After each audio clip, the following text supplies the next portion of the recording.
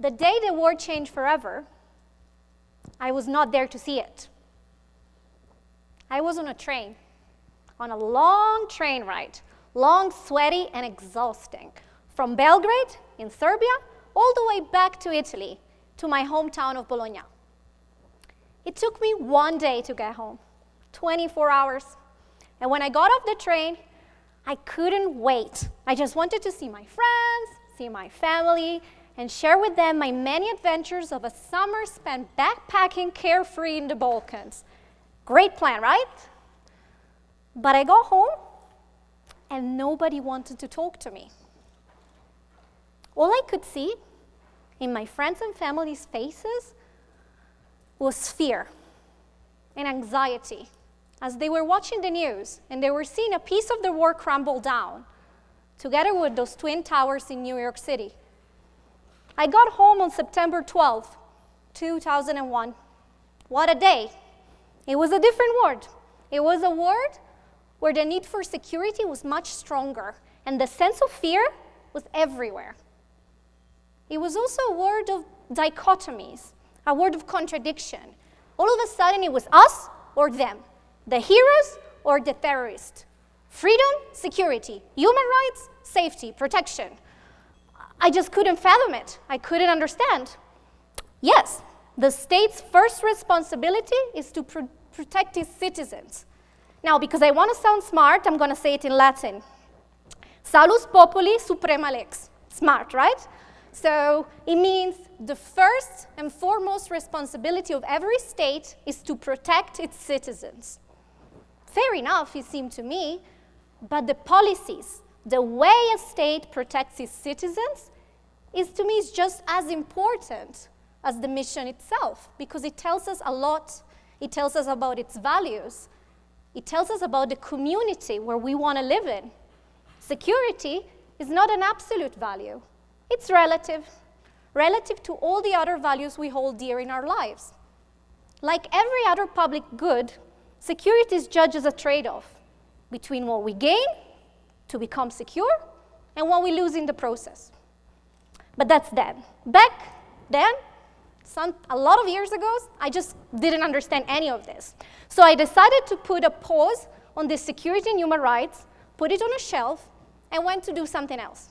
And that's how I got to Mexico. Yeah, exactly. Good choice.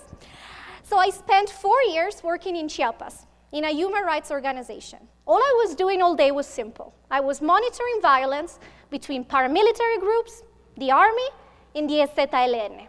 4 years spent working on conflict. And the more I worked on human rights in Chiapas, the more I learned about security. And what I learned was how people survive without it.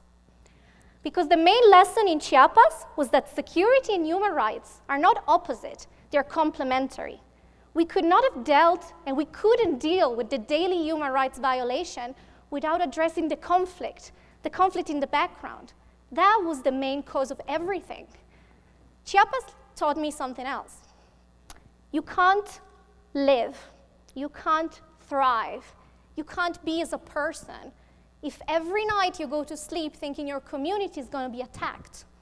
You cannot be, you cannot develop as a person if you have no safety, no security. If the state is not there to protect you, quite the opposite. And you cannot be, you cannot develop, you cannot thrive if you know that tomorrow, if something bad happens to you or to your family, there is going to be no justice. This is not about security. It's about basic human development. How can we be the best we can be if we live in uncertainty, in conflict? It will eat up our sense of self, our self-esteem, our sense of self-worth. Many years ago, I spoke to an old lady in an indigenous community up in the north of Chiapas. And she told me, well, if I buy a coffin for my funeral, it's cheaper than going to the doctor. She saw that I was very shocked, but she wasn't joking. She told me, nobody sees us. Nobody knows we live. Nobody will know when we die. I didn't know what to tell her. I did not have an answer. But I would spend the next 10 years trying to find out. And that's what I'm doing. I spent the last 10 years studying conflict and how it affects civilians, and studying the cost of insecurity on ordinary people. To me, this is a key topic because it intersects human rights, security, and development. The first lesson, we need to start claiming back the words. We need to start taking back the word security. Security is a difficult word. It means something different to everybody. Different contexts, different societies, different times, give it a different meaning. But because something is hard to define, it doesn't mean we shouldn't talk about it.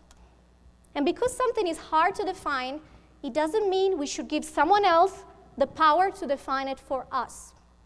Today, in the news, in the politics, when you hear security, you hear one thing, and it's about the state. Protecting the state, its territorial integrity, its borders, its sovereignty. That's not enough. We need to add the human dimension. We need to see what makes communities, individuals, and societies safe. It's not the same. We need to start by seeing security as a basic right to physical and psychological safety, from conflict, from war, from violence, but also from crime or trafficking. We also have to see security as freedom from intimidation, freedom from oppression from the state. But that's also not enough. Security is also about basic human development. Can you be free amidst poverty? Can you be free amidst despair? No. So security should add a basic level of human development, shelter, food, health. That's what being secure is all about. Being secure is not a strong state, a strong army, and strong borders. It's about people living free from fear and in dignity. It's not just a word revolution. It's not just semantics. Words have meaning. They have powerful meaning. They define reality for us. They tell us how to see the world. Let me give you an example. I spent the past 10 years in the Middle East. And when the Arab Spring started, 2011, all the good analysts had been saying for the previous 3 years, there will be no revolution in the Middle East. It's impossible. These states are too strong.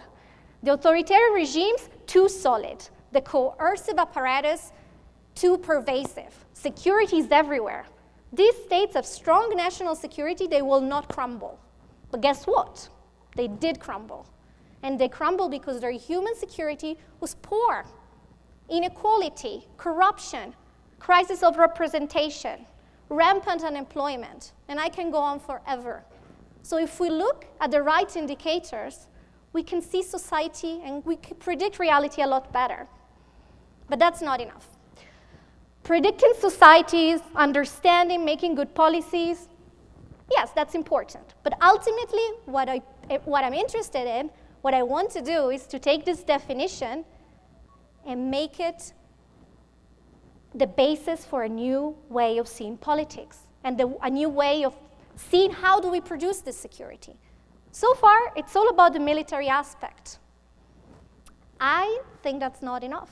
I think that will produce flawed and incomplete answers to our problems.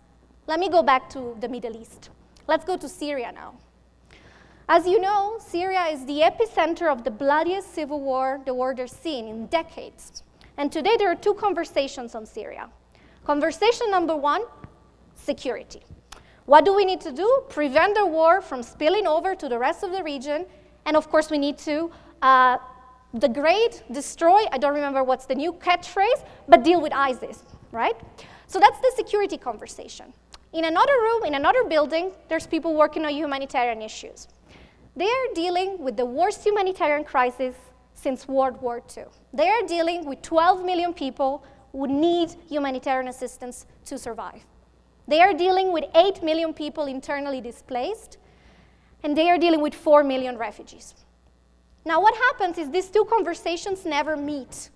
And when resources are allocated and policy priorities are made, guess who gets most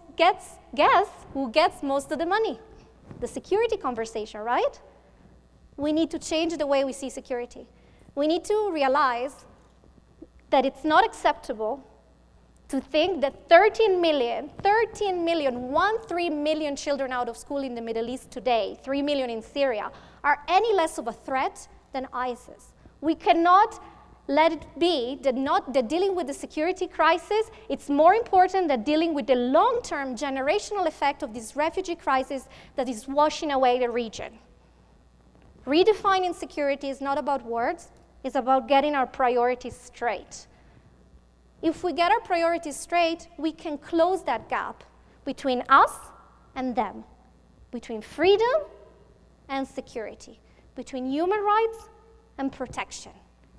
That's important, because one day, in my dreams, I'm going back to talk to that lady, and one day I will have an answer for her. And the answer is simple.